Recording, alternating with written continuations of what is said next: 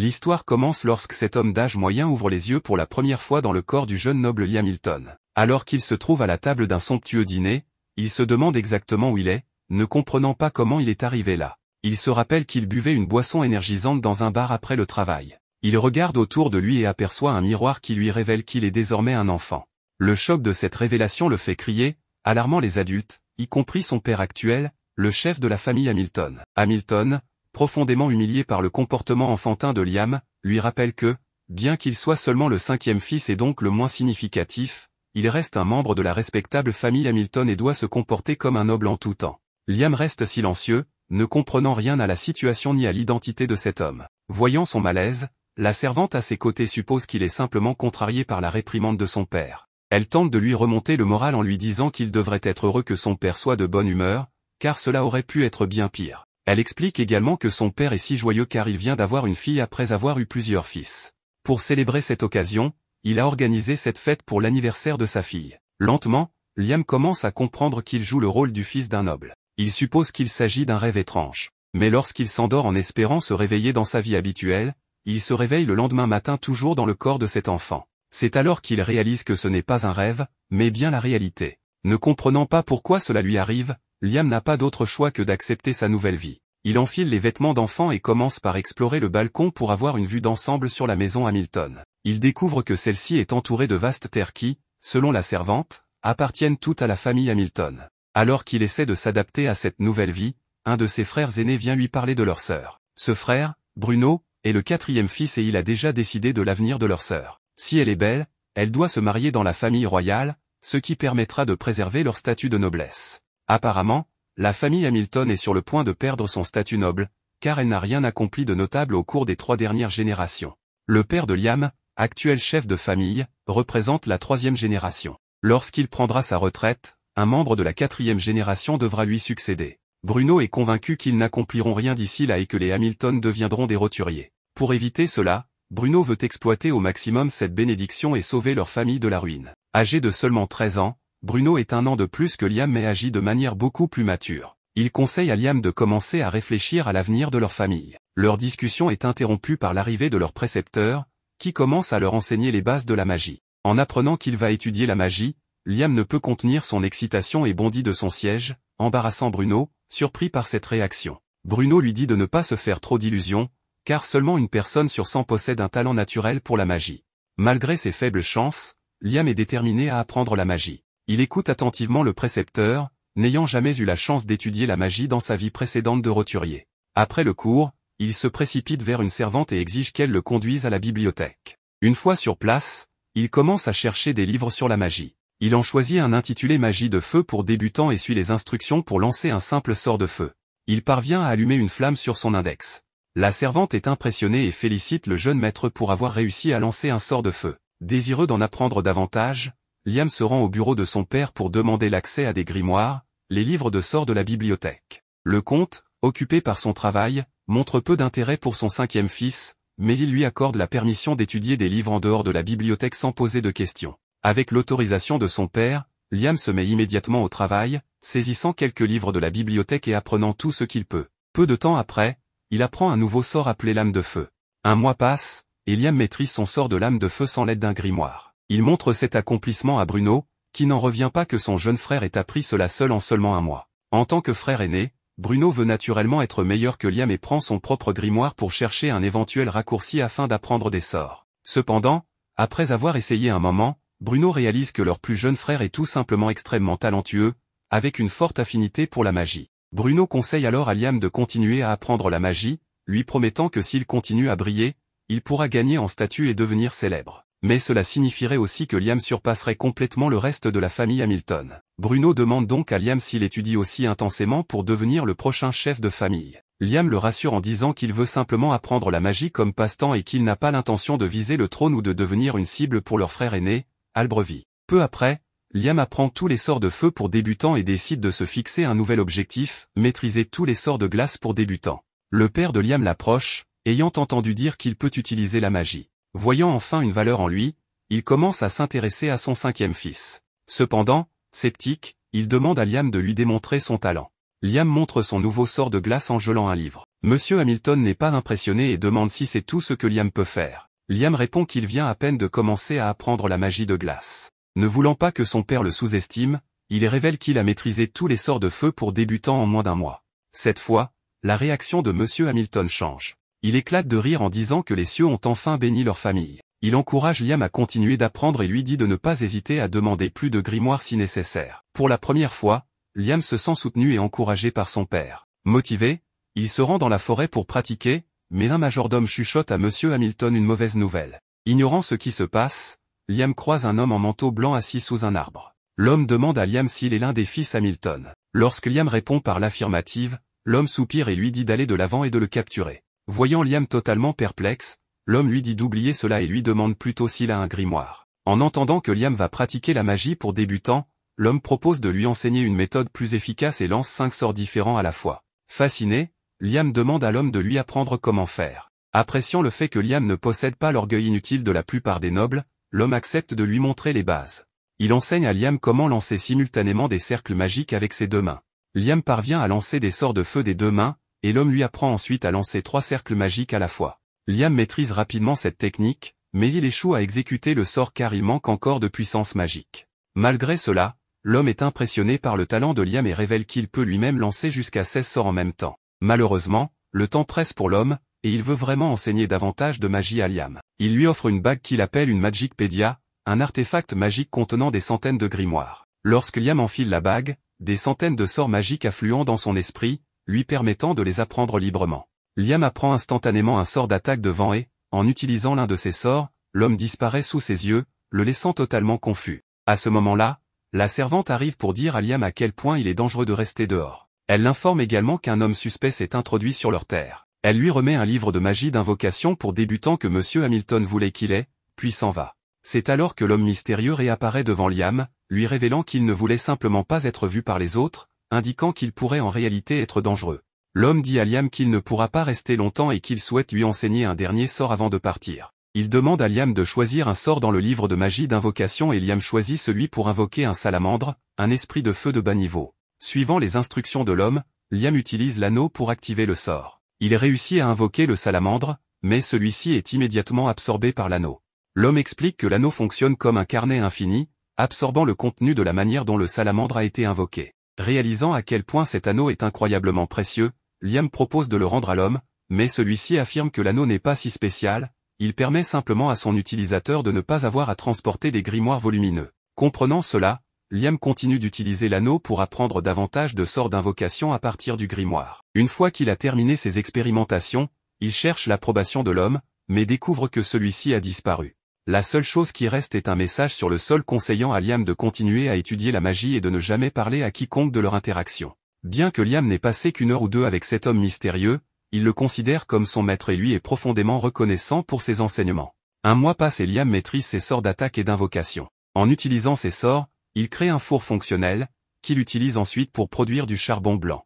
Un jour, Bruno rend visite à Liam et est étonné de voir qu'il a déjà fabriqué une quantité considérable de charbon blanc et collecté un sac rempli de cristaux de l'euchrochrome, utilisés pour récupérer de la puissance magique. Liam explique qu'il a créé les cristaux lui-même en utilisant 5 types de magie simultanément, démontrant ainsi ses compétences impressionnantes. Bruno est fier des progrès de son jeune frère, et il suppose que Liam réussira à se débrouiller seul. Bruno annonce qu'il a l'intention de se marier dans une famille noble de Baran pour gagner un peu d'indépendance.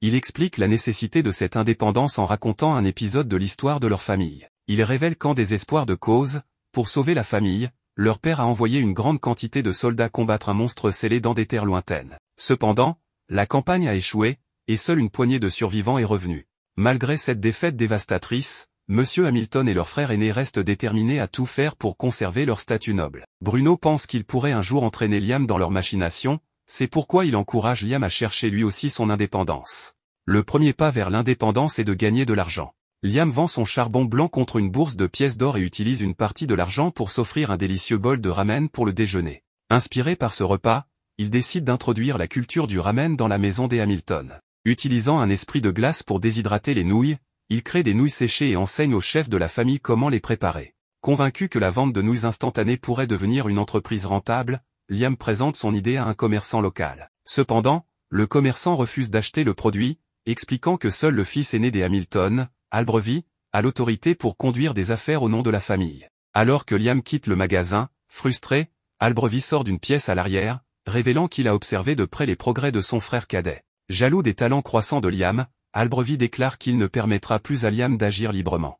Liam rentre chez lui, déterminé, et reste motivé à poursuivre ses ambitions commerciales. Pour l'instant, il stocke tous ses objets créés dans un système de stockage dimensionnel qu'il a fabriqué à l'aide d'un sort appris grâce à l'anneau. Déterminé à continuer son travail sans être vu, Liam utilise un sort d'invocation peu conventionnel pour créer un clone de lui-même. Il prévoit de laisser ce duplicata à la maison des Hamilton pour maintenir les apparences, tandis qu'il part seul dans les terres lointaines pour vendre ses marchandises. Un autre jour, alors que Liam s'entraîne dans la forêt, son frère arrive et lui demande son but. Liam comprend sa question car son frère se sent menacé. Mais le garçon répond qu'il veut être autonome. Pour cela, Albrevi lui conseille de se rendre à la guilde des aventuriers. Liam arrive à la guilde et reconnaît que l'endroit ressemble à ce qu'il avait entendu dire. En entrant, il attire les regards inquisiteurs des autres chasseurs qui se demandent ce qu'un petit enfant fait dans la guilde. L'un d'eux se moque même de lui demandant s'il est venu faire des courses pour sa maman. Concentré, il ignore les vieux imbéciles et se dirige directement vers un homme au regard féroce qu'il suppose être le maître de la guilde.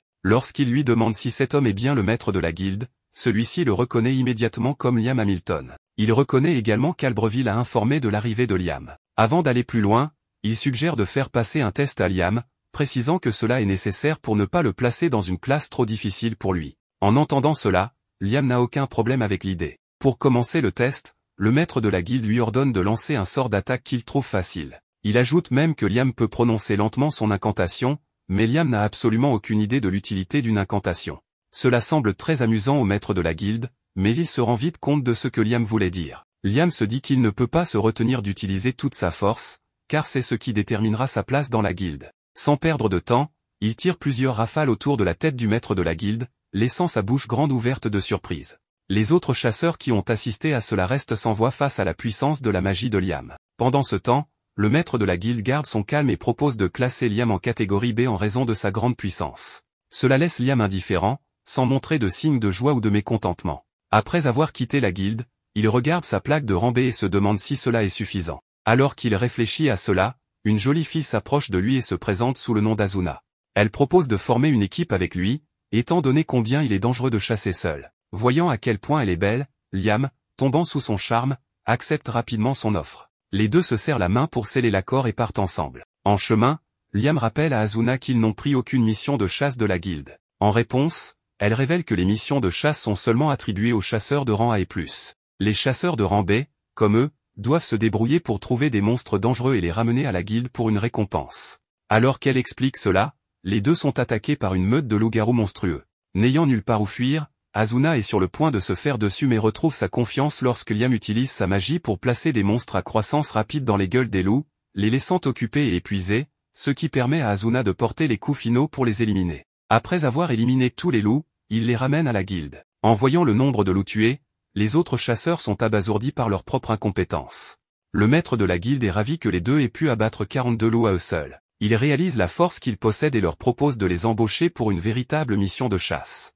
Ils sont chargés de chasser un grand monstre chenille avant qu'ils n'interrompent la visite d'un important visiteur prévu pour arriver en ville plus tard dans la journée. Tandis qu'Azuna est heureuse qu'ils aient décroché leur première mission, Liam est plus préoccupé par les pierres magiques trouvées dans les corps des monstres, ce qui les rend plus difficiles à combattre que les bêtes ordinaires. Lorsqu'ils affrontent le monstre, ils trouvent qu'il est difficile à abattre et sont épuisés.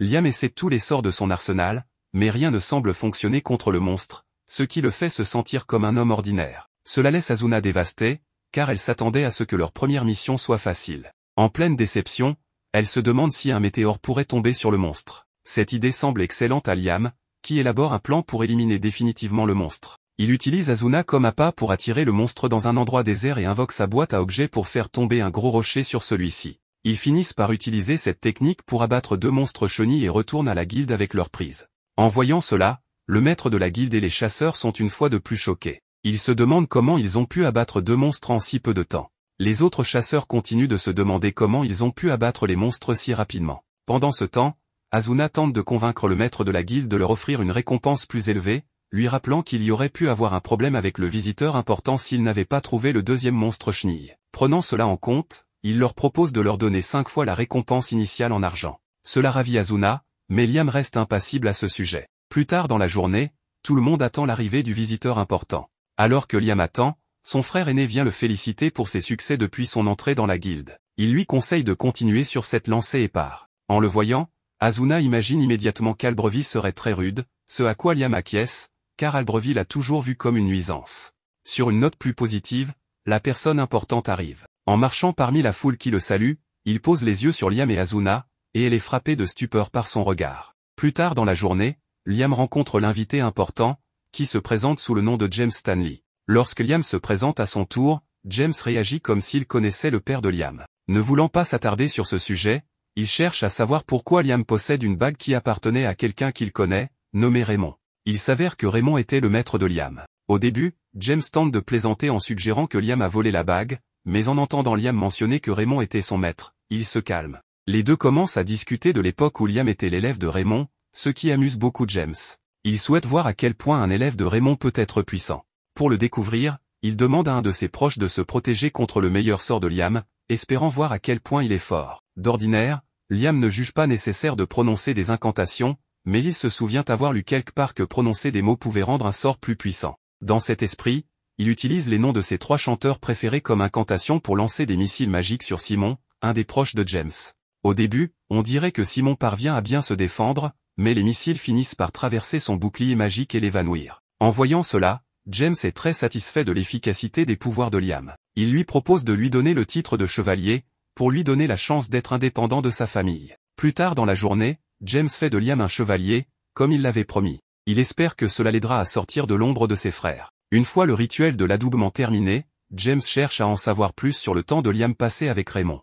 Il connaît Raymond comme étant un farceur et veut savoir si Liam a déjà fait l'expérience de ses blagues. À ce moment-là, Liam se souvient du moment où son maître lui avait laissé 100 kg de poussière d'or comme cadeau de fin d'études, après l'avoir jeté dans l'eau et l'avoir obligé à perfectionner sa compétence de boîte à objets avant de pouvoir y accéder. Bien que cela ait été censé être un cadeau, Raymond révèle que le mystère derrière cela était un test de fin d'études pour Liam. En entendant cela, James comprend immédiatement que l'or n'était qu'une diversion, et que le véritable cadeau de fin d'études pourrait être tout proche, mais pas caché en évidence.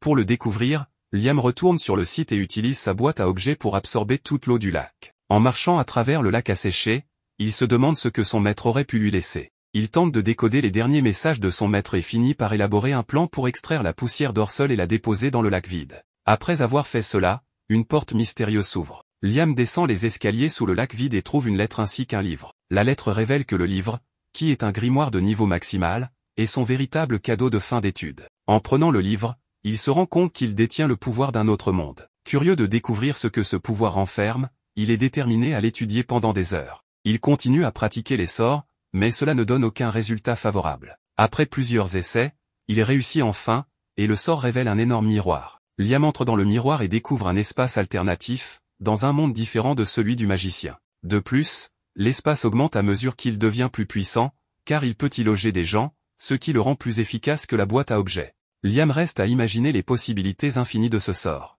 Il est incroyablement reconnaissant envers son maître de lui avoir laissé quelque chose d'aussi puissant. Un mois plus tard, Liam et Asuna combattent une grande grenouille. Ils tentent d'utiliser des salamandres de feu contre elle, mais elles n'ont aucun effet. Cela irrite la grenouille, qui est prête à les attaquer avec de la foudre. Liam utilise ses pouvoirs du monde parallèle et emmène Asuna avec lui pour les protéger de l'attaque de la grenouille. Finalement, la grenouille perd connaissance, ce qui permet à Asuna de l'achever. Ils apportent la pierre magique de la grenouille à la guilde, et le maître de la guilde est surpris qu'ils aient réussi cela, surtout étant donné que c'était un travail classé. Cependant, il semble faire comme si Liam avait tout fait seul. Cela agace Asuna, mais elle ne le prend pas trop mal. Elle se demande comment elle pourrait devenir plus forte pour rivaliser avec la puissance de Liam. À ce moment-là, le maître de la guilde suggère qu'elle devienne sa familière, car cela améliorerait ses pouvoirs en fonction de ceux de son maître. En entendant cela, Asuna est ravie et accepte de devenir la familière de Liam, même si l'un des effets secondaires est qu'elle ne pourrait jamais lui dire non.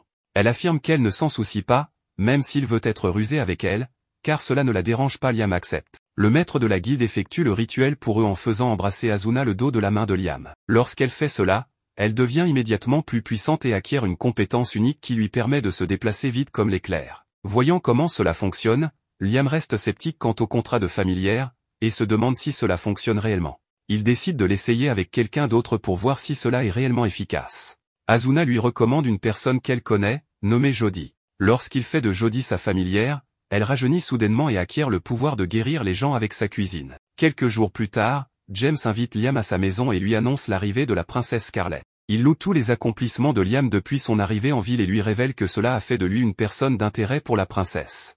Il ajoute que la princesse souhaite voir ses familiers et observer leurs capacités uniques. En entendant cela, Liam refuse immédiatement, car il pense que cela serait irrespectueux envers ses familiers, qui sont ses amis et non des objets de spectacle. Après qu'il ait dit cela, James le laisse partir. Nous découvrons alors que la princesse n'est en réalité que la servante déguisée, et ayant entendu toute leur conversation, elle croit que Liam n'oserait pas lui dire la même chose en face. Le protagoniste est allé rencontrer la princesse et a été impressionné par l'importance de cette femme. Il se présente, et elle lui dit qu'elle veut aller droit au but.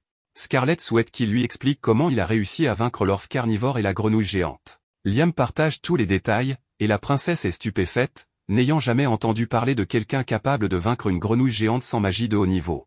Scarlett demande à James s'il connaît un cas similaire, mais lui aussi confirme que c'est inédit. De son côté, Liam se demande à quoi peut ressembler cette magie de haut niveau, car il aimerait bien l'utiliser un jour. La princesse exprime maintenant le souhait de rencontrer les compagnons de Liam. Malgré la pression qu'il ressent, il refuse, expliquant qu'il ne compte pas transformer ses camarades en spectacle. Contre toute attente, Scarlett éclate de rire et admet qu'elle est désormais encore plus intéressée par Liam. Elle lui explique qu'il est rare que quelqu'un capte son attention 2 fois et qu'il mérite donc une récompense. Liam s'interroge sur ces 2 fois, mais Scarlett l'interrompt et lui accorde le titre de baron. Pour ceux qui l'ignorent, c'est le plus bas rang de la noblesse, mais cela reste tout de même une position noble. Liam a du mal à y croire, car il estime n'avoir accompli aucun exploit méritant un tel honneur. Cependant, Scarlett insiste, réussir à capter son attention à 2 reprises est un exploit en soi. En plus du titre, elle lui offre un grimoire de pacte avec un familier. Liam la remercie sincèrement pour ce cadeau, et Scarlett est surprise de voir qu'il est bien plus heureux de recevoir un grimoire que d'être fait noble. Plus tard,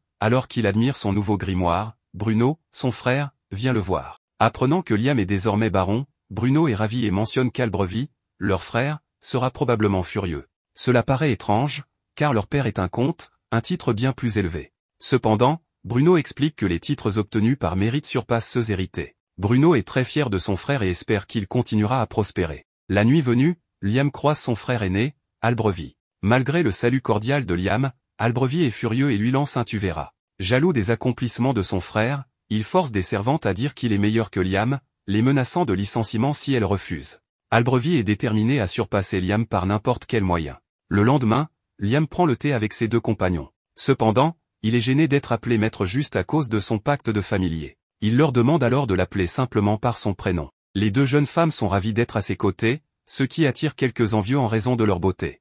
Avec le pacte officiel signé, ils forment enfin un groupe et ne tardent pas à partir en forêt pour vivre quelques aventures. Alors qu'ils combattent plusieurs ennemis, on remarque qu'Azuna a beaucoup amélioré sa mobilité. De son côté, Jody sent que sa vision s'est énormément améliorée, ce qui est crucial pour un archer. Le protagoniste, ignorant ce changement, s'interroge. Il utilise alors un pouvoir spécial pour améliorer encore davantage la vision de Jody, atteignant un niveau incroyable. Azuna, intrigué, demande ce qu'il vient de faire. Liam lui explique qu'il a utilisé de la magie de renforcement sur les yeux de Jody. Surprise, la blonde lui demande de faire de même avec elle, mais il refuse, expliquant que ce n'est pas une bonne idée. Azuna insiste pour avoir une explication, et Liam lui détaille que bien qu'il soit possible de renforcer sa force, son corps en souffrirait. Par exemple, en frappant quelque chose, ses os risqueraient de se briser. En revanche, la vision ne présente pas ce genre de risque, car elle n'implique pas de choc physique. En tout cas, les résultats sont évidents, Jody voit beaucoup mieux.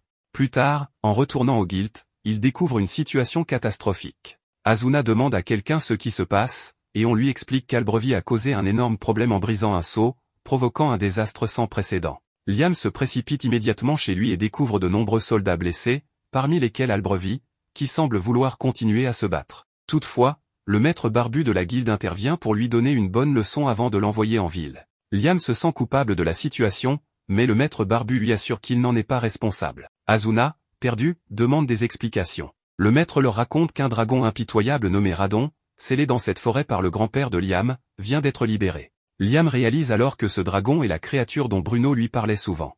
Il existe un moyen de recréer le sceau, et les personnes nécessaires sont déjà présentes. Cependant, il reste un problème, les radonnés mineurs, les rejetons du dragon, qui sont à l'origine du chaos actuel. Ces petits dragons, bien qu'impressionnants, ne sont rien comparés à leurs parents. Le dragon principal, après avoir été scellé si longtemps, aura besoin de quelques jours pour récupérer ses forces. Il est donc impératif de le sceller avant qu'il ne retrouve toute sa puissance. Malheureusement, ces rejetons viennent tout juste de surgir. Ces dragons sont extrêmement agressifs, et Asuna veut tenter de les affronter. C'est une tâche ardue, car leurs flammes sont extrêmement destructrices. Liam sait qu'ils sont en difficulté, d'autant plus qu'il y a 3 dragons à affronter. Il demande alors à Asuna d'utiliser sa vitesse pour s'éloigner avec Jody. Pendant ce temps, Liam invoque sa boîte à objets, convoque ses objets préférés et déclenche un sort nommé monde parallèle. Grâce à cela, il parvient à piéger les créatures dans une dimension parallèle. Il lance ensuite son grimoire dans sa boîte à objets, scellant ainsi les 3 créatures. Le maître barbu est impressionné que Liam ait pu, seul, vaincre les 3 dragons en un seul mouvement. Alors que les autres commencent à recréer le sceau pour enfermer Radon, Asuna et Jody reviennent pour demander à Liam comment il a fait.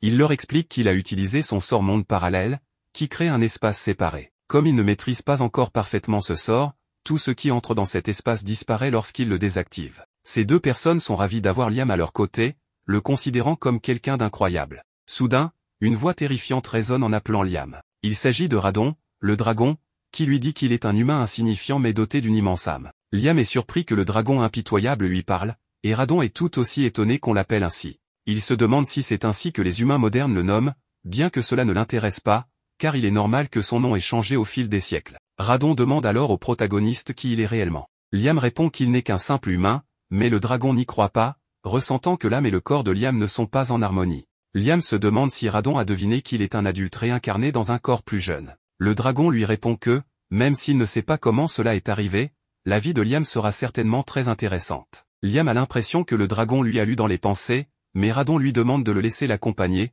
voulant observer sa vie de près. Hésitant, Liam écoute Radon, qui promet de ne pas lui faire de mal et même de l'aider, mais uniquement dans la mesure où cela sert ses objectifs. Après réflexion, Liam décide de lui faire confiance et lui demande sa force. À cet instant, une marque apparaît sur la main droite de Liam. Tout le monde est stupéfait, y compris Liam lui-même, qui ressent le pouvoir de Radon circuler dans son corps. En testant sa nouvelle puissance, Liam réalise qu'il peut lancer 11 sorts sans incantation. Poussé par cette découverte, il invoque les noms de ses chanteurs préférés pour maximiser son pouvoir et réussit à lancer 17 sorts en tout en gardant le contrôle. Cependant, cette démonstration affecte gravement les mages encapuchonnés environnants. Radon conseille à Liam de contenir son pouvoir, car il est trop écrasant pour eux.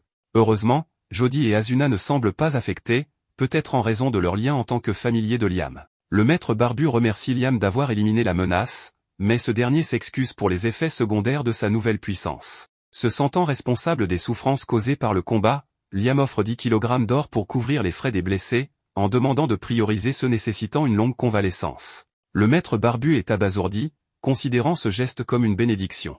Dans son esprit, il commence à souhaiter que Liam devienne le chef des Hamilton pour le bien de tous. Plus tard, le comte Charles remercie Liam d'avoir réglé le désastre causé par Albrevie. Bien que tout soit résolu, Liam s'interroge sur le sort de son frère aîné. Charles lui explique qu'Albrevie est en résidence surveillée, mais Liam a entendu des rumeurs selon lesquelles il pourrait être déshérité. Pendant la nuit, Liam se rend dans la chambre d'Albrevie et entend les lamentations de son frère. Bien qu'il sache qu'Albrevie mérite ce qui lui arrive, Liam semble éprouver une certaine empathie pour lui. Il ne peut pas supporter que tout se passe bien pour le protagoniste, mais notre jeune héros, pour une raison quelconque, ne ressent aucune rancune envers lui, mais plutôt de la pitié. Il sait que son frère aîné n'a voulu que protéger la famille, mais qu'il a été emporté par les mauvais sentiments. Cette même nuit, Liam fait un rêve très étrange, dans lequel il s'entraîne à la magie. Après avoir réfléchi un moment, il comprend qu'il s'agit de nouveaux sorts. Sans perdre de temps, il court dans la forêt pour essayer 2 nouveaux sorts. Le premier lui a pris beaucoup de temps à maîtriser, mais il lui permet d'invoquer des créatures du dragon sous sa totale volonté. La princesse arrive et pense en elle-même être choquée qu'un simple enfant soit capable d'utiliser de la magie sacrée. Liam lui demande ce qu'elle fait dans cette zone, et elle lui répond qu'elle est venue voir le seigneur Hamilton, qui est désormais Liam. En résumé, elle est venue lui remettre une récompense pour avoir vaincu le dragon impitoyable. Malheureusement, le père de Scarlett ne lui permet pas de lui accorder un titre plus élevé, mais en échange, il le nomme chevalier de 3e classe de l'ordre du Phénix.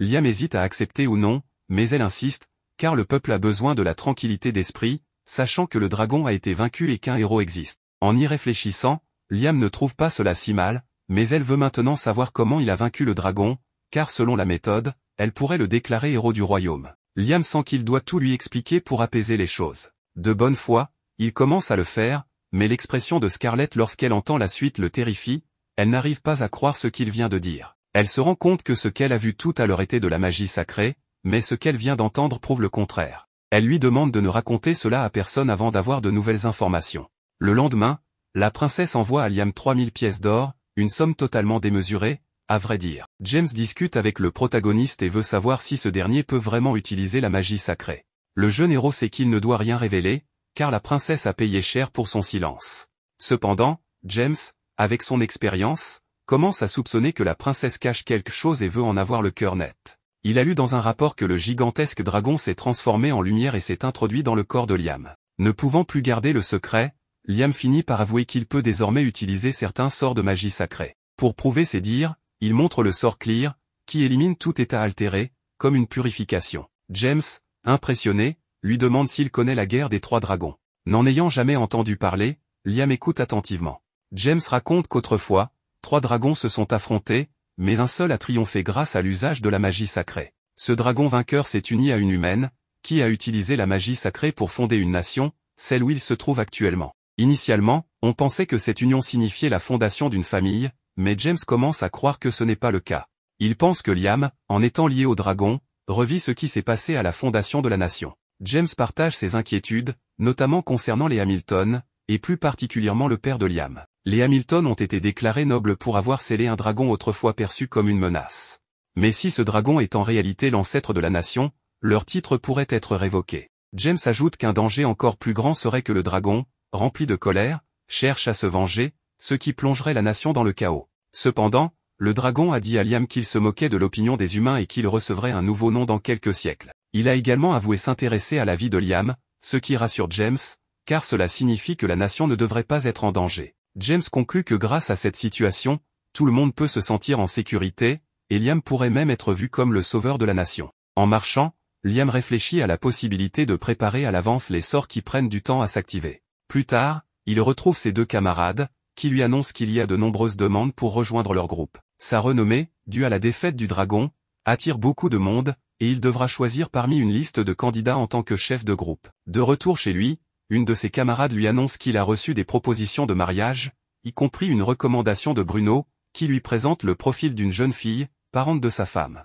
Bruno ne comprend pas pourquoi tout ce tapage. Il demande au protagoniste ce qu'il a fait pour être si populaire. Certes, il a vaincu un dragon, mais il doit y avoir autre chose pour que même des nobles de haut rang veuillent le rencontrer. Le protagoniste, déconcerté, ne sait pas quoi penser, car il n'avait jamais connu une telle popularité, même dans sa vie précédente. Plus tard, il invite ses camarades pour leur montrer quelque chose dans le monde parallèle, une immense maison qu'il a fait construire et qu'il a déplacée dans ce lieu. Grâce à sa maîtrise totale du sort, les objets ne disparaissent plus comme avant. Jody trouve cependant la maison trop lumineuse et aimerait davantage d'obscurité. Le protagoniste invoque alors un esprit d'obscurité pour assombrir l'endroit, mais comme l'obscurité devient totale, il fait apparaître une salamandre de feu pour allumer une cheminée, ce qui améliore l'ambiance. Le problème est que l'esprit d'obscurité, étant de bas niveau, ne peut pas contrôler l'intensité de l'obscurité. Asuna remarque que ce serait bien que les esprits puissent évoluer comme les humains. Cela donne une idée brillante à Liam, qui décide soudain de conclure un pacte avec l'esprit d'obscurité.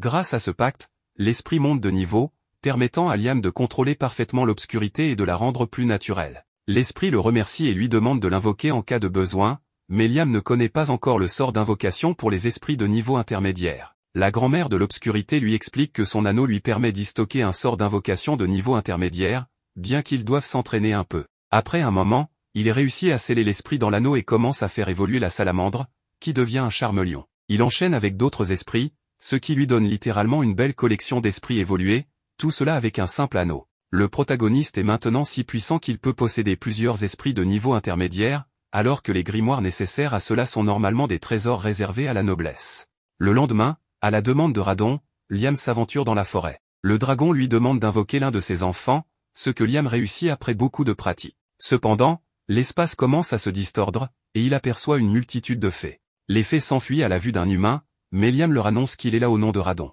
Peu à peu, elle s'approche et confirme que le dragonnet est bien le fils du dieu dragon, comme elle l'appelle. Liam explique qu'il est venu parce que Radon veut qu'ils prennent en charge leur protection. En effet, les ailes de fées, très recherchées par les humains, les mettent en danger constant. Le dragon les protégeait autrefois avec une barrière, mais cette responsabilité incombe désormais à Liam. Radon lui conseille de donner un nom aux fées, car les humains ont un talent particulier pour cela. Liam accepté, par un pacte de familier, nomme la fée aux cheveux verts Rena. Contre toute attente, Rena évolue en une elfe. Radon, surpris, explique que nommer les créatures par un pacte multiplie leur puissance magique. Il conseille à Liam de donner un nom aux êtres avec qui il forme des pactes. Liam trouve cela judicieux. Les autres fées réclament aussi un nom, et Liam, tel un prêtre, commence à les baptiser une par une. À la fin, une véritable communauté d'elfes, désormais ses familiers, s'est formée. Elle lui demande ce qu'elles peuvent faire pour lui, prête à lui obéir en tout. Après mûre réflexion, la meilleure idée de Liam est de construire un village dans cet endroit. Il nomme Rena comme chef, car les habitants auront besoin d'un leader pour rester unis. La fée aux cheveux verts le remercie chaleureusement et promet de tout faire pour rendre son maître, en l'occurrence Liam, fier d'elle. Liam, épuisé après avoir utilisé autant de magie, ressent soudain une puissante énergie magique dans la forêt. En enquêtant, il découvre que cette énergie provient d'un arbre. Il demande alors à Rena ce que c'est. Elle lui explique que les fées rassemblent la magie flottant dans l'air et la condensent en un seul endroit, créant une sorte de fruit au goût sucré comme du miel. Radon conseille à Liam de le manger, ce qu'il fait. Liam se sent alors encore plus puissant. Il teste un sort et se rend compte qu'il peut désormais invoquer 19 missiles magiques, une prouesse qu'il n'aurait jamais imaginée auparavant. Le lendemain, Liam retourne au village. Toutes les fées l'accueillent en l'appelant maître, mais il leur demande de simplement l'appeler Liam. Un problème survient cependant, bien qu'elles aient essayé plusieurs choses, elles ne savent pas comment construire une maison. Ce problème peut attendre, car une des elfes, Suzy, a été capturée par des malfaiteurs. Liam, très sérieux, donne une bonne leçon à l'un des malfaiteurs avant d'invoquer un double pour s'occuper des deux autres. Heureusement, Suzy est sauvée. Liam se rend compte que cet endroit est trop dangereux pour les fées. Il décide de les relocaliser dans son monde parallèle. Bien que cet espace soit trop étroit pour accueillir autant d'habitantes, il se demande si le nectar des fées pourrait avoir agrandi l'espace disponible. Il leur annonce que ce sera leur nouveau foyer, un lieu où elles ne courront plus de danger comme Suzy en a rencontré. Les fées, émues, le supplient de devenir leur roi. Liam, un peu pris au dépourvu, finit par accepter, mais précise qu'il sera simplement leur leader, pas leur roi. Liam sait que le monde parallèle n'est qu'une solution temporaire. Il devra trouver des terres où elles pourront vivre durablement. Plus tard, alors que tout le monde profite de nouilles instantanées, Liam s'entraîne à utiliser un sort de magie sacrée transmis par Radon. Voyant les efforts de Liam, le dragon lui donne un coup de main, ce qui permet à Liam de maîtriser le sort. Liam, prévoyant, avait envoyé son double dans un endroit très éloigné. Il rassemble toutes les elfes et active sa magie sacrée de haut niveau, un sort de téléportation. Ils se retrouvent instantanément à 100 km de leur position initiale, dans un endroit appelé la Terre Scellée. Cet endroit se trouve à 4 jours de marche, mais grâce à sa capacité de téléportation, Liam peut se rendre immédiatement dans tout lieu visité auparavant. De plus, tout endroit exploré par son double est automatiquement considéré comme visité par l'original. Pour l'instant, il faut 4 jours à Liam pour recharger son sort, mais il espère le maîtriser bientôt. Le dragon lui demande de poser sa main sur son emblème pour briser le sceau qui protégeait cet endroit. Auparavant, Radon le protégeait, bien qu'il ne dise pas pourquoi. Ce lieu deviendra le nouveau foyer des elfes, qui sont ravis de ce cadeau. Rena informe Liam qu'elles n'ont trouvé aucune goutte d'eau malgré leurs recherches. Liam répond que la terre est très fertile et qu'il doit forcément y avoir une source d'eau quelque part. Il invoque l'esprit de l'eau pour leur venir en aide. Immédiatement, l'esprit détecte une source, leur épargnant de longues journées de recherche. Il décide alors de construire le village à cet endroit. Pendant ce temps, Liam s'entraîne à utiliser son sort de téléportation sur de courtes distances. Il sait que l'utiliser fréquemment l'aidera à mieux le maîtriser. De plus, grâce à certains cristaux, il peut presque instantanément récupérer son énergie magique. Après de nombreuses séances d'entraînement, Liam finit par maîtriser parfaitement le sort de téléportation. Avant de partir, il fait ses adieux aux elfes. Il informe Rena que les jeunes dragons veilleront sur elle en son absence et leur promet de revenir rapidement. Liam se rend alors auprès de la princesse, qui a une question à lui poser. Elle veut savoir si le dragon lui a parlé d'une terre promise. Liam répond que non, mais il mentionne une terre scellée. La princesse insiste pour visiter cet endroit. Plus tard, un ingénieur de la cour arrive, et Liam le duplique avant d'utiliser son sort de téléportation pour se rendre sur place. Une fois là-bas, Scarlett est stupéfaite. Elle demande à Radon, via Liam, si cet endroit est bien la terre promise. Le dragon répond qu'il n'a jamais promis de terre aux humains, mais ne nie pas que cet endroit pourrait être cette fameuse terre promise. Bien que cela soit un peu flou, Scarlett est convaincue que ce lieu est le paradis mentionné dans les anciennes légendes. Elle sort alors un objet de sa poche, appelé la clé du destin. Lorsque Liam la prend en main, la terre commence littéralement à flotter, confirmant qu'il s'agit bien de la terre promise. Scarlett s'incline devant Liam et le proclame maître de la terre promise. Elle lui demande de créer une nation sur cette terre, affirmant qu'elle deviendra un véritable paradis pour tous dans un avenir proche. Liam doute de pouvoir accomplir une telle tâche, mais Scarlett lui promet son soutien indéfectible et lui jure fidélité. Les travaux dans la terre promise sont déjà en cours, et les elfes s'efforcent de construire leur village sous les ordres du double de Golak, l'ingénieur royal. Pendant ce temps, notre protagoniste se consacre à éliminer les monstres de la région. La princesse l'observe, émerveillée par sa puissance, et ne cesse de l'appeler maître. Liam lui demande pourquoi elle n'est pas à la capitale, mais une surprise l'attend, elle lui demande d'arrêter de la traiter comme une altesse, car elle est désormais sa servante. On raconte que la famille maternelle de Scarlett possède du sang de dragon, ce qui signifie qu'elle doit servir le grand dieu dragon Radon. Radon ordonne à Liam de conduire Scarlett dans un endroit situé au nord. À leur arrivée, ils découvrent des ruines avec des inscriptions étranges et un gardien métallique prenant la forme de Radon. Le dieu dragon demande à Liam de vaincre ce gardien. Sur son front est gravé un mot en langue ancienne. Radon lui explique qu'en effaçant une lettre, le mot deviendra obéissance. Scarlett indique à Liam qu'il s'agit de la deuxième lettre en partant de la droite. Liam s'exécute, et cela fonctionne, le gardien obéit désormais à Scarlett grâce à son sang de dragon. Scarlett décide de rester avec le dragon de métal pour soigner une blessure, bien que cela semble étrange puisqu'il est en métal. Liam retourne au village, où il remarque de la fumée. Les elfes l'informent qu'ils ont été attaqués par des loups-garous. Peu après, ces derniers arrivent, furieux que leur terre sacrée ait été envahie. Leur chef menace de tuer tout le monde s'ils ne quittent pas les lieux. Liam tente de négocier, mais le chef l'attaque. N'ayant pas d'autre choix, Liam l'immobilise et invoque un dragonnet pour comprendre les raisons de cette attaque. Le loup, surpris, explique que les loups-garous ont toujours vécu ici et chassent les intrus sur ordre du dieu dragon. Liam répond que les elfes sont également protégés par Radon, ce qui fait d'eux des alliés. Le chef des loups-garous s'excuse, et les elfes suggèrent qu'ils concluent un pacte avec Liam, comme elles l'ont fait. Liam accepte et découvre que le loup, nommé Chris, est en réalité une femme. Après un repos bien mérité, Liam remarque que Chris et les autres loups-garous, désormais évolués, travaillent dur pour faire progresser le village. Chris s'approche de manière affectueuse pour lui annoncer qu'il répare les dégâts qu'ils ont causés auparavant. Liam réfléchit à la possibilité de réparer certaines choses avec la magie, mais il n'a pas de sort pour cela. Radon lui conseille de créer un nouveau sort en visualisant ce qu'il souhaite et en persévérant. Inspiré, Liam développe le sort mémoire persistante, qui permet à certains objets de conserver des formes ou des états spécifiques. Même Radon est impressionné par la rapidité de Liam à maîtriser cette nouvelle magie. Encouragé, Liam travaille sur une version améliorée de missile magique qu'il appelle Power Missile. Radon lui conseille de continuer à créer de nouveaux sorts et d'explorer le monde. Il suggère également de fonder une nation, car cela lui enseignera beaucoup. Cependant, Liam semble plus intéressé par l'origine de la magie, comment la première personne à l'avoir utilisée l'a-t-elle créée? Il suppose qu'il doit être possible de créer un sort sans visualisation préalable. Radon, amusé par l'originalité de Liam, l'encourage à poursuivre ses réflexions. Mais soudain, Rena arrive en urgence, on lui a signalé que des humains poursuivaient récemment des faits. Immédiatement, Liam se téléporte pour vérifier la situation, et effectivement, des humains à cheval poursuivent des faits tout en commentant à quel point ces terres inexplorées sont incroyables. Il semble aussi motivé par l'idée de trouver des trésors. Liam se place devant eux, et les hommes lui demandent s'il habite ici. Se remémorant les paroles des autres, il prend son courage à deux mains et leur annonce que cet endroit est sa nation. Le chef des explorateurs lui demande le nom de cette nation, mais comme Liam ne sait quoi répondre, il se moque de lui et tente de continuer son chemin. Sans patience, Liam les avertit que s'il persiste, il utilisera tout son pouvoir pour les expulser. Les explorateurs, peu impressionnés par un jeune homme seul, ne prennent pas sa menace au sérieux.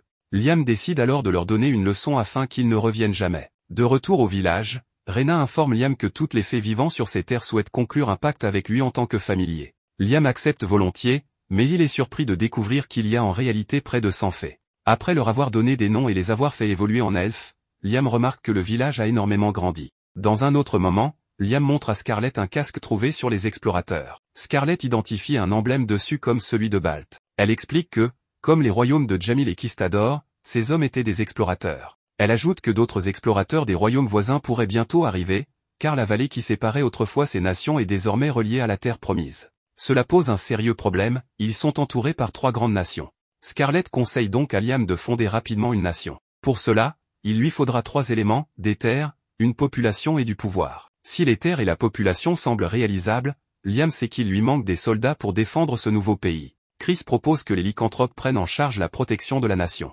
Scarlett leur demande de faire preuve de stratégie, en utilisant leur force de manière judicieuse pour s'assurer que les autres nations choisissent de devenir des alliés plutôt que des ennemis. Le lendemain, un noble nommé Leonardo Berkeley arrive de Jamil. Il annonce que son royaume souhaite une alliance avec Liam et, pour sceller ce pacte, propose la main de la princesse Scarlett. Liam trouve cette offre trop parfaite pour être honnête et doute que Leonardo connaisse réellement Scarlett, qui se tient juste devant lui. Face à cette situation complexe, Liam invente un nouveau sort, la télépathie, qui lui permet de communiquer avec Scarlett par la pensée. Il lui demande si elle pense qu'il doit accepter la proposition. Scarlett lui répond que, même si cela cache peut-être une intention douteuse, l'important est de gagner du temps pour consolider leur nation. Liam accepte donc, mais demande un délai d'1 an avant la célébration du mariage, expliquant que cela permettra à la nation d'être mieux préparée pour accueillir une princesse. Leonardo accepte et promet de transmettre ce message au roi de Jamil. Peu après, Liam et son clone utilisent la téléportation pour visiter la demeure de Scarlett dans la capitale. Liam n'y est jamais allé, mais son double l'avait déjà visité avec Scarlett, lui permettant ainsi d'utiliser cette capacité. Scarlett, après avoir confirmé qu'il s'agissait bien du vrai Liam, l'accueille dans son manoir. Liam, curieux, admet qu'il aimerait explorer la capitale, mais Scarlett lui rappelle qu'en tant que dirigeant d'une autre nation, il ne peut pas se permettre d'être vu ainsi. Alors qu'il se prépare à prendre un thé, Liam sent quelque chose d'étrange, c'est comme si Radon était présent dans cet endroit. Le dragon confirme que oui, bien que ténu, son pouvoir est présent dans cet endroit. Liam interroge Scarlett pour savoir si quelque chose lié à Radon se trouve ici. Elle lui montre une statue qui appartient à sa famille depuis des générations, et plus précisément à sa mère, la reine. Le dragon, surpris de voir cet objet ici, demande à Liam d'utiliser le sort purification sur la statue. Lorsqu'il le fait, la statue réagit et permet à Scarlett d'utiliser un puissant sort du dieu dragon, mais cela l'épuise presque entièrement. Radon explique que cette statue renferme une armure magique imprégnée de son pouvoir. Non seulement elle amplifie le pouvoir magique de son porteur, mais elle lui permet également d'utiliser certaines capacités du dieu dragon. Cependant, Scarlett est épuisée car l'armure qu'elle a activée est l'armure dorée, la plus puissante des 3 existantes. Radon ajoute que les 2 autres armures ont été perdues lors d'anciens combats. Liam demande comment ces armures magiques sont fabriquées. Radon explique que leur création nécessite du mithril pur. Scarlett promet d'en fournir immédiatement. Après plusieurs essais, mélange et beaucoup de magie, ils parviennent à un résultat exceptionnel. Liam propose à Scarlett de faire un pacte avec l'armure, ce qu'elle accepte. Scarlett obtient ainsi une nouvelle armure, désormais liée à elle, qui ne l'épuise plus autant. Elle remarque que l'armure semble vivante, et Radon explique que les objets magiques de très haut niveau, comme les armures et les épées démoniaques, sont presque des êtres vivants. Intrigué, Liam décide de nommer l'armure Ares. Scarlett ressent immédiatement une légèreté et une puissance accrue. Même Radon avoue qu'il n'avait jamais envisagé un pacte de ce genre auparavant. Grâce à cette innovation, Scarlett devient bien plus puissante. Radon partage ensuite une anecdote avec Liam, il avait donné un nom à un artefact, mais n'avait jamais fait de pacte avec lui comme familier. Il s'agit du dragon de métal, qui est en réalité l'armure personnelle de Radon. Liam comprend que c'est cette armure que Radon avait utilisée lors de la guerre des 3 dragons. Liam demande la permission de l'utiliser, ce que Radon accepte. Liam se rend au village pour observer le dragon de métal. Impressionné par cette gigantesque statue mobile dotée d'une volonté propre, il décide de faire un pacte avec elle. Une fois lié au dragon de métal, Liam se sent extraordinairement puissant, capable de lancer 37 missiles en même temps. Cependant, après son premier sort, il s'épuise complètement. Radon explique que Liam est le 3e à avoir survécu après avoir porté cette armure, et le premier à avoir réussi à lancer un sort. Radon ajoute que, si Liam parvient à maîtriser totalement cette armure, il pourrait régner sur le monde entier. Après que le protagoniste a récupéré une partie de son pouvoir, il demande à Scarlett un moment pour emmener le roi Radon gardien. Elle lui répond qu'il devrait même le garder. Liam le range alors dans sa boîte à objets, car rappelons que ce dragon n'est pas un être vivant à proprement parler. Scarlett retourne à la capitale tandis que Liam se rend au village. En arrivant, il constate que le développement du village est bien avancé. Cependant, Rena vient informer qu'un groupe de trolls vit à proximité. Ces créatures musculeuses sont redoutables, et il en existe 2 types, les extrêmement violents et les très amicaux. Malheureusement, ceux qui vivent près du village font partie des violents. Sachant que de plus en plus d'humains viendront s'installer ici, le protagoniste doit intervenir au plus vite pour éviter toute catastrophe. En chemin, Liam remarque que la région est devenue aride, alors qu'elle était fertile il y a peu. Pourtant, malgré l'absence de végétation, la zone regorge de ressources comme le fer. Peu après, les trolls apparaissent et lui demandent qui il est. Il se présente sous le nom de Liam et leur annonce qu'il est venu les recruter, car il construit une nouvelle nation. Le troll reste méfiant envers les humains qu'il considère comme des menteurs. Mais Liam insiste, affirmant qu'il traitera tout le monde de manière juste. Il leur révèle même que les fées et les loups-garous l'ont déjà rejoint et qu'ils devraient en faire de même. Le troll refuse d'écouter et attaque. À la surprise générale, il se bat intelligemment et parvient à piéger Liam pour l'achever en un seul coup. Cependant, grâce à son armure magique de combat de Radon, Liam ressort indemne. Le troll, déconcerté, ne comprend pas ce qu'il s'est passé, tandis que ses compagnons semblent effrayés. Le protagoniste lui explique que sa rage a failli blesser ses propres alliés et que s'ils sont encore en vie, c'est uniquement grâce à sa protection. Impressionné, le troll voit en Liam un être à la fois puissant et bienveillant, et accepte de l'écouter. Liam lui explique qu'il construit un village où vivent principalement des elfes et des lycanthropes, ainsi que quelques humains. En somme, il veut que les trolls rejoignent la communauté. Le troll lui demande pourquoi il les a choisis, et Liam lui répond que c'est pour plusieurs raisons, mais surtout parce que l'arrivée imminente d'humains pourrait devenir un danger. Avant de prendre une décision, le troll veut voir le village. Liam les téléporte alors sur place. Surpris, le troll demande ce qui vient de se passer. Liam lui révèle qu'il a utilisé de la magie sacrée de haut niveau. Mais l'étonnement ne s'arrête pas là. Chris, une combattante du village, semble connaître le troll. Dès qu'elle le voit, elle lui assène un coup. Liam, intrigué, veut savoir quel est leur lien. Chris explique qu'ils sont comme des rivaux, car à chaque fois qu'ils se croisent, ils se battent. Elle a gagné 307 fois et perdu 378 fois, preuve que leur affrontement dure depuis longtemps. Chris se demande si le troll a perdu en puissance, car elle n'arrive pas à croire qu'il ait été vaincu d'un seul coup. Mais Liam précise que c'est elle qui est devenue plus forte après avoir évolué. Ravi, Chris conseille alors au troll de conclure un pacte avec Liam. Plus qu'un simple conseil, c'est un ordre, car le perdant d'un combat doit obéir au gagnant. Le troll n'a pas d'autre choix que d'accepter. Liam accepte de conclure le pacte, et le troll, désormais baptisé Guy, évolue en une version plus petite, mais beaucoup plus puissante. Sans attendre, Guy engage aussitôt un combat avec Chris. Liam se rend compte que leurs attaques sont si puissantes qu'un simple humain ne pourrait pas y survivre. Chris, de son côté, possède des coups extrêmement rapides et précis. Toute la communauté assiste à cet affrontement de très haut niveau. Les autres trolls sont sous le choc, car leur chef est en réalité un légendaire troll, une évolution rare des trolls. Liam ne perd pas de temps et donne un nom à tous les autres trolls, leur conférant ainsi un pouvoir défensif et offensif considérable, ce dont le village avait urgemment besoin.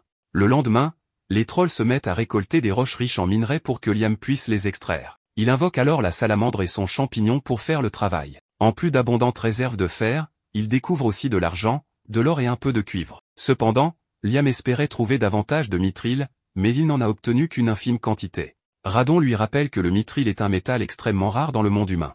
Liam est un peu déçu, car il comptait l'utiliser pour fabriquer des armures en série exclusivement en mithril. Il demande alors à Radon si l'utilisation du mithril est vraiment indispensable. Le dragon lui confirme que oui, car aucun autre métal n'égale sa solidité. Malgré tout, Liam ne veut pas abandonner. Il va donc tenter quelque chose de supplémentaire. Radon l'avertit que l'utilisation d'un autre métal ne mènera qu'à un échec total, mais Liam lui répond que cela lui est complètement égal, car échouer n'est pas un drame, et il est prêt à le faire autant de fois que nécessaire jusqu'à obtenir ce qu'il veut. Radon ne peut s'empêcher de rire, car il sait qu'il a raison d'une certaine manière, et il est heureux que Liam reste quelqu'un d'aussi intéressant. Le protagoniste demande alors à Gnome, le petit champignon, de fabriquer un moule, puis d'y verser le fer fondu. Vient ensuite son tour d'agir, il va baigner le métal dans la puissance magique de Radon. En y repensant, il se souvient que lorsqu'il a donné un nom à l'armure de Scarlett, celle-ci est devenue bien plus puissante. Il décide donc d'en faire de même ici et la nomme Apollon, en hommage au soleil. C'est ainsi qu'il en sort un objet brillant comme un véritable astre. Pourquoi?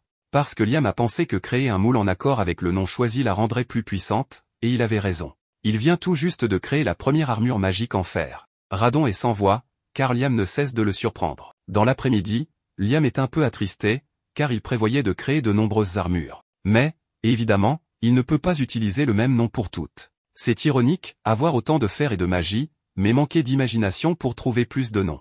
Après une nuit de dur labeur, il parvient à créer un total de 15 armures. Il en donne 5 aux elfes, 5 aux lycanthropes et 5 aux trolls. Cependant, comme toujours, ces deux derniers groupes se disputent. Liam pense pourtant qu'il devrait former une excellente équipe, car il possède à la fois la vitesse et la force pour vaincre des groupes entiers d'ennemis. Soudain, tout le monde ressent la présence d'étrangers, il s'agit d'humains venus capturer des elfes. Ces types ne s'attendaient pas à tomber sur de telles merveilles et comptent clairement les vendre pour mener une vie de luxe. Il ordonne aux elfes de ne pas bouger. Liam commence à s'énerver, mais Rena veut s'occuper de la situation elle-même. Elle appelle Mina, une elfe aux cheveux roses, pour éliminer les bandits. Et elle s'avère suffisamment forte pour les anéantir en quelques secondes à peine. Liam est sincèrement impressionné. Il y a encore quelque temps, les elfes étaient très faibles, et les voir maintenant capables de se défendre seuls est incroyable. Tout cela est grâce aux armures magiques. Cela lui rappelle qu'il doit absolument trouver plus de noms pour en fabriquer davantage. Cependant, l'un des bandits menace tout le monde en affirmant qu'il tuera Liam si quelqu'un ose bouger. Le protagoniste lui fait comprendre son erreur en lui infligeant une correction mémorable, et les autres bandits prennent la fuite comme des lâches. Durant la nuit, Liam décide d'entrer dans son autre monde et invoque de nombreux esprits de l'eau, les Celsius. Il leur explique qu'il transporte de l'eau de mer dans sa boîte à objets et veut savoir s'ils peuvent la séparer en eau douce et en sel. Les esprits confirment que c'est possible et se mettent immédiatement au travail. À ce moment-là, l'un d'eux s'approche du protagoniste, c'est l'esprit qui l'a fait évoluer il y a quelque temps. Elle lui dit que son monde est désormais bien plus vaste et qu'elle souhaite le remercier pour cela. Elle mentionne également qu'elle a appris à posséder des objets et à altérer le monde humain, bien que la monarque rituelle la gronde souvent à cause de cela. Liam ne connaissait pas cette monarque et lui demande ce qu'elle entend par posséder des objets. L'esprit lui explique qu'un esprit de niveau intermédiaire peut posséder un objet de façon illimitée. D'ailleurs, dans ce monde, il existe de nombreuses armes et armures habitées par des esprits. Le protagoniste décide alors de lui donner encore plus de pouvoir et la renomme Celsius Zero. Ensuite, il invoque 2 autres esprits pour forger une nouvelle armure inspirée de Celsius Zero. Enfin, cette dernière prend possession de l'armure, la rendant bien plus puissante qu'elle ne l'était auparavant. Le lendemain, Liam distribue aux autres les armures prototypes. Elles sont bien plus puissantes que prévu, ceux qui les portent se sentent 10 fois plus forts que la veille. Désormais, ils pourraient défendre tout le monde contre n'importe quel ennemi. Cependant, ces armures consomment énormément d'énergie, ce qui signifie qu'il faudra un entraînement intense pour les maîtriser à 100%. Le protagoniste est maintenant convaincu que s'il peut créer davantage d'armures possédées par des esprits de niveau intermédiaire, son peuple deviendra incroyablement fort et n'aura plus à s'inquiéter de sa défense. Mais Radon pense tout le contraire, car avec des armures et des unités aussi puissantes, ils n'auront pas seulement les moyens de se défendre mais aussi de conquérir d'autres nations. Jody et Asuna veulent savoir où diable Liam a été tout ce temps. Pour être honnête, j'avais complètement oublié l'existence de ces deux-là. Ce qui est amusant, c'est qu'Asuna veut qu'il leur donne l'argent qu'il est censé leur avoir mis de côté. Vous savez, celui que la princesse leur a donné pour qu'elle ne parle pas de ce qui s'est passé avec Radon. Un peu plus tard, Asuna offre à Liam l'unique grimoire de la ville qui n'a pas encore de propriétaire. Grâce à son anneau, il acquiert instantanément toutes les connaissances du grimoire et découvre avec surprise un sort qu'il ne connaissait pas du tout. Plus tard, alors qu'ils discutent tranquillement, Liam raconte à ses 2 compagnes qu'il travaille sur la création d'une nation. Elles sont toutes 2 impressionnées, mais Liam veut savoir ce qu'elles comptent faire, le rejoindre ou rester dans cette ville. Asuna s'offusque de la question, car il est évident qu'elles iront avec lui, après tout, elles sont sa famille. Liam est heureux, mais il les avertit qu'elles partiront plus tard, car il doit d'abord s'entraîner à maîtriser le sort du grimoire qu'on lui a offert. D'ailleurs, il pense pouvoir le maîtriser très bientôt. Sans attendre, il commence à s'exercer en plein air, sous les yeux de tout le monde. Curieuse, Asuna lui demande en quoi consiste ce sort. Le protagoniste explique qu'il ressemble au sort boîte à objets, permettant de stocker ce que l'on veut, bien que cela dépende de la puissance magique de la personne. Pour tester la différence entre les 2 sorts, il profite de l'arrivée de son repas et place une portion dans la nouvelle boîte. Lorsqu'il la ressort une minute plus tard, la nourriture est pratiquement décomposée. En résumé, c'est comme une poubelle magique qui désintègre tout en quelques secondes ou minutes. Asuna est fasciné, mais Liam ne sait pas encore comment exploiter cette capacité. Après réflexion, il a une idée, il court chercher un jus de raisin fraîchement pressé. Il le mélange avec une levure dans la nouvelle boîte, et après un moment, du vin en ressort. Le protagoniste vient de réaliser un miracle. Il comprend rapidement que cette compétence peut lui ouvrir de nombreuses opportunités, fabrication de vin, sauce soja, cornichons, ou toute autre fermentation accélérée. Un peu plus tard, il décide d'expérimenter, il numérote plusieurs bouteilles et les place dans la nouvelle boîte, une par heure. La bouteille numéro 10 y est restée 10 heures, la numéro 9 pendant 9 heures, et ainsi de suite. Lorsque Jody goûte chaque bouteille, elle découvre que le temps s'écoule dans la nouvelle boîte à raison d'une année par heure dans le monde réel. Après cette découverte, les filles se rendent enfin au village de Liam, où elles se font de nouveaux amis. Le soir, un grand banquet est organisé pour les accueillir, car elles vivront ici désormais. C'est aussi une occasion en or pour Chris et Guy, qui se lancent dans un concours de cuisine. La grande gagnante, Asuna, qui mange sans s'arrêter. Tout le monde profite du repas dans une ambiance chaleureuse, et le plus important, c'est qu'il y a plein de nourriture pour tous. Le lendemain, tout le monde part récolter des fruits afin de produire différentes boissons. Asuna est émerveillée, car elle n'a jamais vu des fruits comme ceux-ci auparavant. Mais rapidement, un autre concours démarre, qui en récoltera le plus. Liam les félicite pour leur excellent travail, ce qui les motive encore plus à en ramasser davantage. Mais Rena les réprimande, elle leur avait dit que dépouiller un arbre de tous ses fruits l'empêchera d'en produire la saison suivante. Soudain, un cri puissant se fait entendre au loin. Liam se précipite pour voir ce qui se passe et aperçoit un homme mort dans l'un d'eux. Après avoir été attaqué par le protagoniste, l'homme s'enfuit, mais bientôt, la victime de la morsure commence à agir bizarrement comme un zombie. Il attaque Guy, mais heureusement, celui-ci parvient à le neutraliser. Personne ne comprend ce qui se passe. Liam utilise son sort de purification et réussit à ramener l'homme à son état normal. Il continue à se poser des questions, mais Jody pense qu'il s'agit d'une infection vampirique. Selon elle, lorsqu'un vampire mord quelqu'un, il en fait un serviteur vampirique, et c'est exactement ce qui vient de se produire. Cette capacité, appelée infection, est normalement incurable, mais Liam semble avoir brisé cette limite. Guy doute que ce soit un vampire, et Chris est du même avis, il fait jour, et un vampire aurait dû se désintégrer sous le soleil. Jody commence alors à suspecter quelque chose de bien plus dangereux, un Dracula.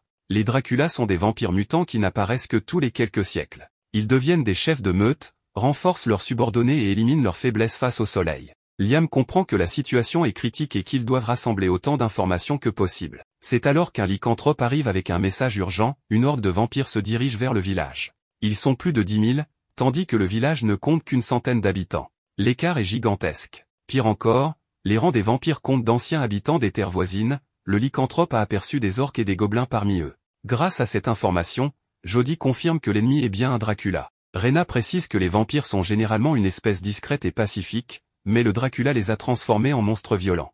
La menace est plus grande que jamais. Pour l'instant, il faut les éliminer au plus vite avant qu'ils ne finissent par infecter tout le monde et anéantir le village. Le protagoniste fera tout ce qu'il peut, mais il demande à prévenir les villages voisins pour qu'ils évacuent au plus vite. Notre héros ne sait pas exactement comment gérer cette situation, mais un peu plus tard, on l'informe que les villages alentours ne prennent pas cette menace au sérieux. Il pense que c'est une blague ou une folie. D'ailleurs, tous les autres s'agenouillent devant lui. Pour ne rien arranger, l'ennemi fait quelque chose d'incroyable, il parvient à ressusciter tous les vampires qui avaient été vaincus au combat. Le protagoniste sait que l'adversaire est puissant, mais pour l'instant, il félicite l'informateur pour son excellent travail. Maintenant qu'il évalue la situation, il comprend que vaincre Dracula ne sera pas simple. Cependant, grâce à toutes les informations récoltées, il a désormais une petite idée de la manière dont il pourrait combattre cet ennemi. Il est donc temps de l'affronter. Un peu plus tard, on retrouve 5 personnages face aux vampires. En quelques secondes, ils enfilent leurs armures magiques de combat et lancent plusieurs attaques pour éliminer un maximum d'ennemis.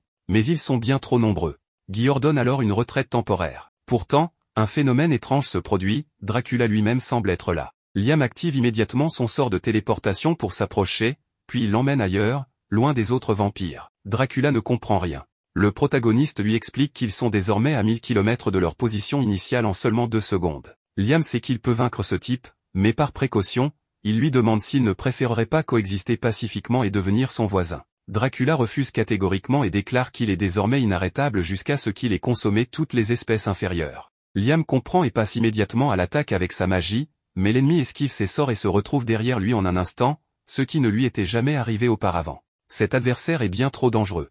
Il décide alors d'utiliser sa lance sacrée, mais une fois encore, cela ne lui fait absolument rien. C'est maintenant au tour du vampire d'attaquer. Il tente de transformer Liam en l'un des siens, mais heureusement, notre héros active son illusion et parvient à s'échapper de justesse. Dracula est impressionné de voir qu'un simple gamin maîtrise autant de sorts, mais cela ne l'inquiète pas du tout.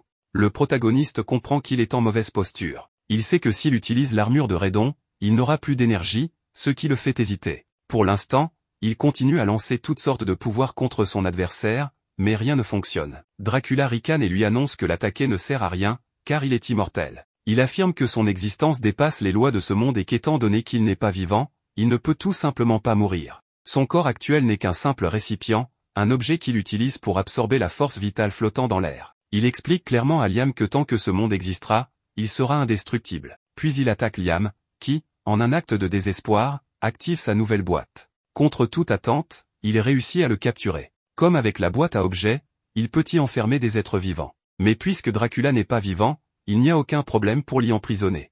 Il ne reste plus qu'à voir combien de temps il pourra tenir à l'intérieur sans absorber d'énergie vitale. 10 heures plus tard, soit l'équivalent de 10 ans dans la nouvelle boîte, il est indiqué que le vampire est entré en suspension animée, incapable de faire quoi que ce soit. On peut donc dire que le protagoniste a finalement remporté la victoire.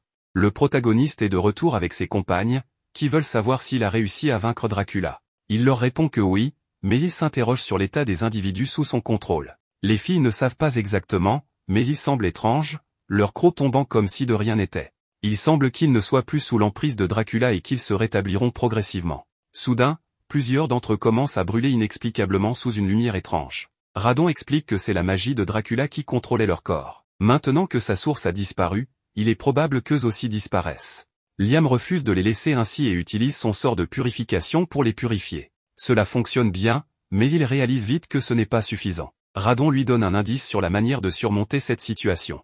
Liam décide alors d'invoquer le dragon de métal, l'utilise comme armure et lance un puissant sort de purification sur une vaste zone, sauvant ainsi tout le monde. Toutefois, il s'épuise et finit par s'évanouir. Après un moment, Liam se réveille et se rassure en voyant qu'il fait encore nuit. Cependant, les filles étaient très inquiètes, car il est resté inconscient pendant environ 1 heure. On lui annonce que tout le monde a été sauvé et qu'ils sont maintenant plus tranquilles. Les filles veulent savoir comment il a réussi à émettre cette lumière et à guérir tout le monde. Juste au moment où il allait leur expliquer, Chris surgit pour l'enlacer, soulagé de voir qu'il va bien. Liam en profite pour demander aux autres de rassembler tous les vampires encore en vie, mais uniquement les vampires originaux, pas ceux qui ont été transformés. Il s'avère qu'il n'en reste que très peu. L'un d'eux s'excuse pour ce qui s'est passé et accepte d'assumer toute responsabilité. Liam leur dit qu'il ne les tient pas responsables, car c'est Dracula qui les contrôlait. De manière inattendue, le protagoniste annonce qu'il a un moyen de leur permettre de marcher sous la lumière du soleil, à condition qu'ils rejoignent son peuple. Il leur précise aussi qu'ils devront lui obéir et éviter tout conflit. Il ne les forcera cependant à rien. Comme toutes les autres espèces ont accepté de rejoindre son peuple, cela semble une bonne idée pour les vampires, qui acceptent immédiatement. Ils font désormais partie du royaume de Liam. Le protagoniste décide alors d'utiliser son pacte familial, mais il précise qu'il l'a amélioré, comme il l'a fait avec son armure sacrée. Il utilise maintenant sa magie de pacte de haut familier, et l'un des vampires qu'il a transformé en noble, est rebaptisé Alucard. Ce dernier peut désormais supporter la lumière du soleil. 4 jours plus tard, Dracula disparaît complètement. Ce pauvre type s'est fait humilier par un gamin et un cube. Pendant ce temps, d'autres personnes s'inquiètent du fait qu'un simple humain ait pu vaincre Dracula, car ils comptaient utiliser cette menace comme excuse pour mobiliser leurs troupes. Le chef moustachu réalise que ce n'est pas le pire problème. Il considère Liam comme un monstre déguisé en humain, car ce dernier a lancé de nombreux sorts en même temps et possède en plus la puissance d'un dragon. Il décide donc de le surveiller en permanence afin de trouver un moyen de s'emparer de ses terres. De son côté, Liam est exténué. Grâce à son sort, il a conclu 10 000 pactes avec les monstres de la Terre promise, mais le plus dur pour lui, c'est de devoir leur trouver des noms. 2 Slim, appelés Slimmy et Slimou apparaissent alors. Le village de Liam se développe rapidement, au point de bientôt devenir une véritable ville. De plus, Rena a perfectionné ses connaissances en architecture et a été nommé chef des constructions. Les trolls patrouillent dans la Terre promise, tandis que Chris et les lycanthropes s'occupent de la chasse et de l'approvisionnement en nourriture. Chacun joue un rôle clé. Soudain, Guy arrive pour informer Liam que des humains se trouvent à proximité. Ils se présentent comme des marchands de Kistador et demandent une audience avec le roi de cette nation. Liam ne comprend pas de quoi il parle, mais Guy lui explique qu'il est évidemment le roi. Liam ne se sent pas digne de ce titre, alors Guy demande aux autres habitants leur avis. À leur grande surprise, tout le monde considère déjà Liam comme leur roi, et ils trouvent même inutile de débattre de la question. C'est alors que Radon apparaît et proclame officiellement Liam Hamilton comme le roi légitime de ces terres et de cette nation. Le protagoniste n'en revient pas. Plus tard, il rencontre la princesse et lui demande si elle a trouvé des informations.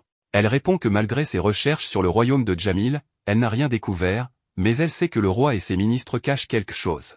Il est évident qu'ils veulent s'emparer de ces terres. Liam sent qu'il y a un mystère derrière tout cela et demande à Redon son avis, mais ce dernier n'en a aucune idée. Pour le moment, il n'y aura pas plus de discussion sur le sujet. Ainsi, le protagoniste retourne dans son village, mais il demande à Scarlett si elle veut l'accompagner. Elle refuse pour l'instant, car elle veut essayer d'obtenir plus d'informations. Le protagoniste interroge alors le dragon sur ce qu'il cache. En réalité, il est resté silencieux un moment plus tôt, n'ayant rien dit, ce qui sous-entend qu'il a préféré se taire plutôt que de mentir, puisque les dragons ne mentent jamais. Radon remarque que la perception de Liam n'est pas celle d'un enfant de 12 ans, et le protagoniste garde également le silence à ce sujet. Le dragon leur fait remarquer qu'ils ne sont pas si différents en réalité. Radon demande alors au protagoniste de se rendre dans la pièce où se trouvait le radon de métal et de remplir l'espace de pouvoir magique. En faisant cela, un escalier secret se débloque, menant à une nouvelle salle qui lui donne une sensation similaire à la Magicpedia. Radon lui explique qu'il s'agit d'un système de stockage, contenant en d'autres termes des sorts et des connaissances rares. Radon raconte que,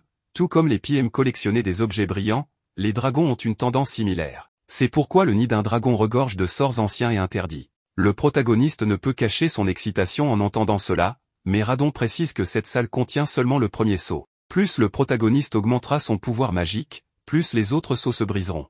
En fait, Liam est le premier humain à briser ce sceau depuis des siècles. Notre protagoniste décide alors de lire ce qui est inscrit et comprend que cela fonctionne comme un grimoire. Après sa lecture, il décide d'utiliser 19 sorts simultanément, ce qui est son maximum actuel. Soudain, des entités étranges apparaissent. Bien que Liam tente d'utiliser ces sorts, ils disparaissent presque immédiatement. Le dragon lui explique qu'il doit maîtriser un sort spécifique pour gérer ce problème, et que la difficulté augmentera progressivement. Il devra donc employer plusieurs sorts en même temps. Le protagoniste découvre une solution pour surmonter cet obstacle, il s'invoque lui-même. Ainsi, pendant qu'un tire, l'autre maintient un sort actif, ce qui accélère considérablement l'épreuve. Il obtient alors une compétence ancestrale appelée bouclier de force absolue, un bouclier qui bloque entièrement une attaque physique, quelle que soit sa puissance.